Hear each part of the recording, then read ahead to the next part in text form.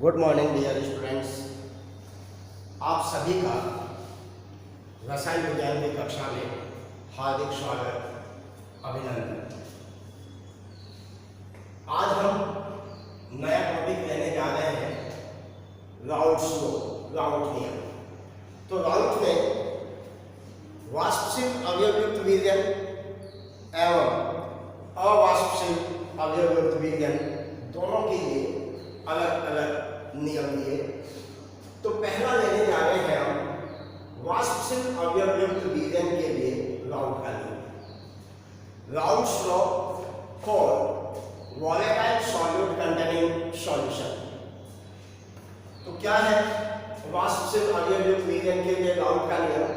कि इस नियम के अनुसार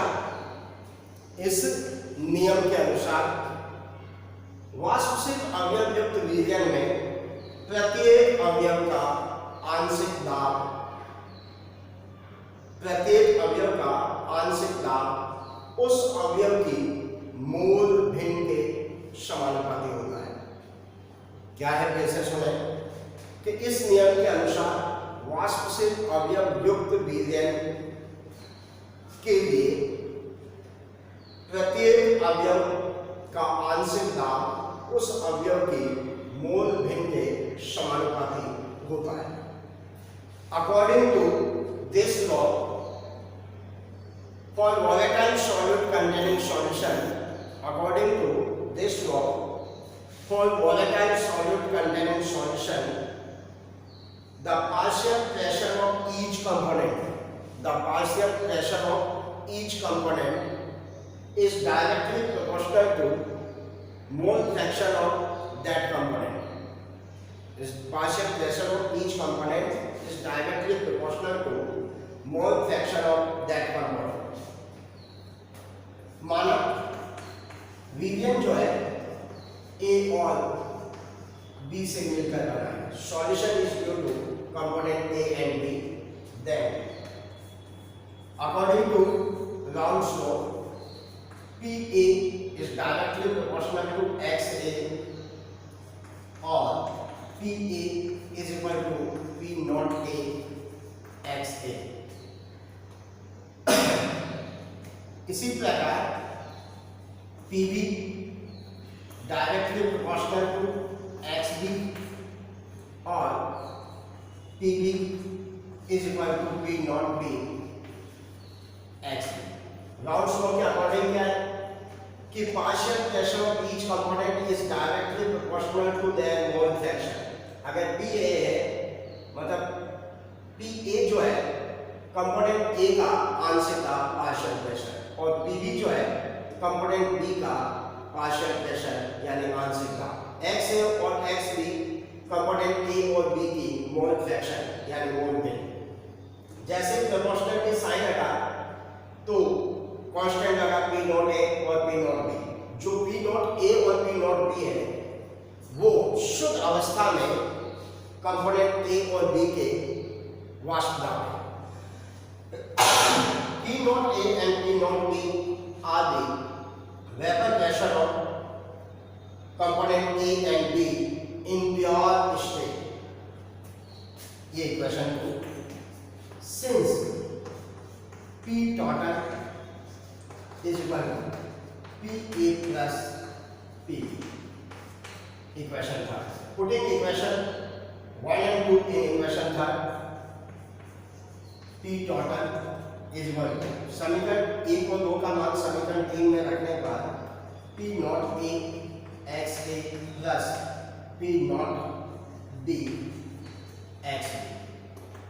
फॉर बाइनरी सॉल्यूशन चूंकि द्विआंगी विलयन के लिए XA plus XB is equal to 1, therefore XA is equal to 1 minus XB। देखिए अगर राउल्ट्स लॉ पूछा जाए वाष्पशील अवयवयुक्त विलयन के लिए तो केवल यहीं तक देना होगा, लेकिन बुक का अगर देखोगे तो बुक में कुछ थोड़ा सा इस प्रकार से भी डेरिवेशन दिया हुआ है, तो इसलिए मैंने इसको आगे किया।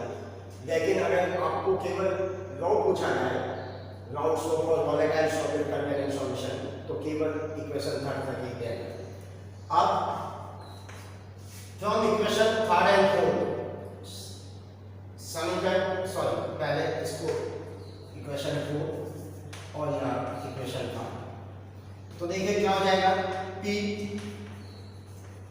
Total is equal P naught A, x की जगह हो जाएगा 1 minus X B plus P naught B X B.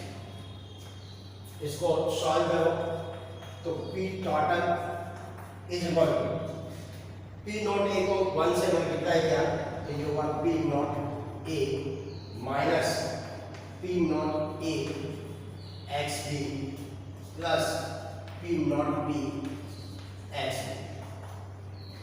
इस पॉजिटिव को पहले लिख दो, नेगेटिव वाले को बाद में लिखो, तो ये हो जाएगा P naught A plus P naught B X B minus P naught A X और P total is equal to P naught A plus X B common ले लो तो P naught B minus P naught A।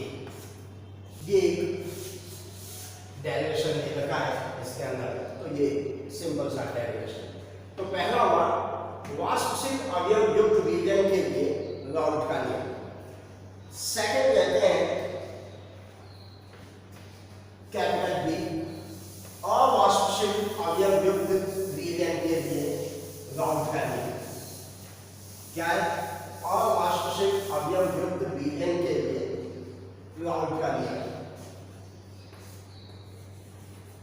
अवाष्पशील अवयव युक्त reason के लिए राउट का नियम।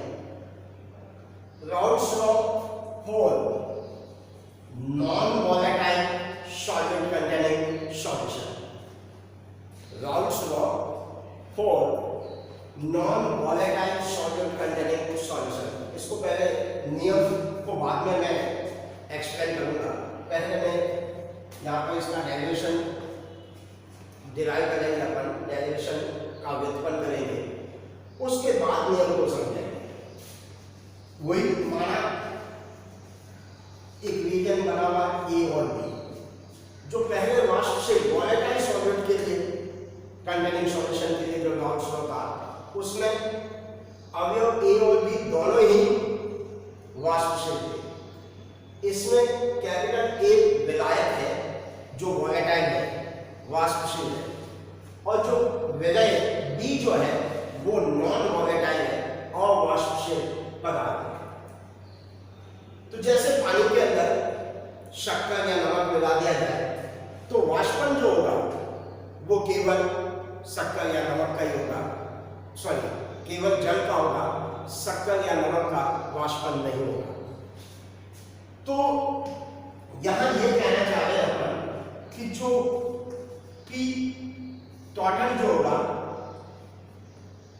P total is equal to PA plus PB। चूंकि PB नगण्य है इसलिए P टोटल बराबर होगा PA।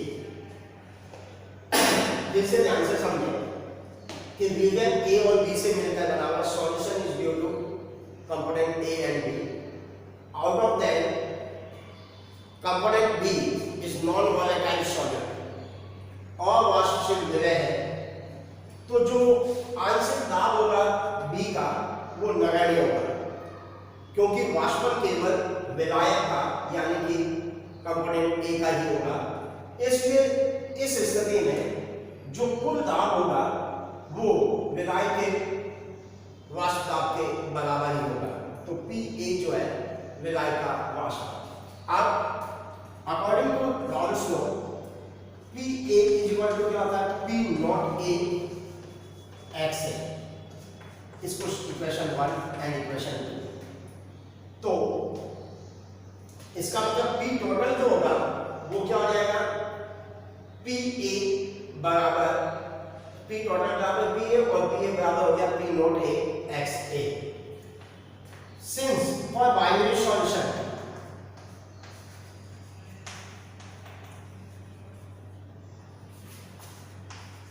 चूंकि द्विअंकी विलयनों के लिए xa plus xb is equal to 1, therefore xa is equal to 1 minus xb. इसको इक्वेशन था फ्रॉम इक्वेशन 2 and 3 समीकरण 2 और 3 से तो क्या हो जाएगा पी ए बराबर पी नॉट ए एक्स ए की जगह हो जाएगा 1 माइनस एक्स बी। सॉल्व करो तो पी ए बराबर P naught A minus P naught A X B. P naught A को इसमें मल्टीप्लाई किया 1 माइनस एक्स बी से तो ये होगा P naught A minus P naught A X B. अब इस P naught B X B को इधर ट्रांसफर कर दो तो क्या हो जाएगा ये पॉजिटिव हो जाएगा P naught A X B बराबर P naught A minus P A. इस पी ए को उधर ट्रांसफर किया तो ये हो गया माइनस का और minus P naught B X B को इधर ट्रांसफर किया तो ये हो गया पॉजिटिव। अब एक्स बी बराबर P naught A minus P A upon P naught ए। अब हम नियम को समझेंगे। पहले ये देखिए कि where xb is equal to mole fraction of solute, mole fraction of solute, where the mole में p a बराबर vapour pressure of solvent in solution, P not A बराबर vapour pressure of pure solvent और यो कह सकते हो component A। Vapour pressure of solvent in solution और vapour pressure of component A in solution, क्योंकि A अपन सॉल्वेंट को माना तो P naught A vapour pressure of pure solvent P naught A minus P A बराबर होगा lowering of vapour pressure और P naught A minus P A upon P naught A बराबर relative lowering of vapour pressure. कैसे सुने x B विलय की मूलबिंदु P A विलय का वाष्प दाब विलयन में पी नॉट ए शुद्ध अवस्था में विलय का वाष्प दाब P naught A minus P ए वाष्प दाब में अवनमन यानी कि वाष्प दाब में कमी लॉगिंग ऑफ वेपर प्रेशर और P naught A minus P A upon P naught A बराबर relative lowering of vapour pressure वाष्प दाब में आपेक्षिक अवनमन। अब इस इक्वेशन 4 से हम परिभाषा देंगे अवाष्पशील विलय युक्त विलयन के लिए राउंड का नियम। अवाष्पशील विलय युक्त विलयन के लिए राउंड का नियम तो क्या होगा नियम समीकरण 4 से स्पष्ट है कि वाष्प दाब में आपेक्षिक अवनमन किसके बराबर है xb के मतलब विलय की मोल बेन के। तो नियम क्या हुआ कि अवाष्पशील विलय युक्त विलयन के लिए राउंड का नियम। इस नियम के अनुसार वाष्प दाब में आपेक्षिक अवनमन विलय की मोल बेन के बराबर होगा। ये जो है यह है वाष्प दाब में आपेक्षिक अवनमन। तो समीकरण 4 से क्या बना इस नियम के अनुसार वाष्प दाब में आपेक्षिक अवनमन विलय की मूल भिन्न xb के बराबर होता है। समानुपाती नहीं बराबर का निशान है। तो इस नियम के अनुसार वाष्प दाब में आपेक्षिक अवनमन विलय की मूल भिन्न के बराबर होता है।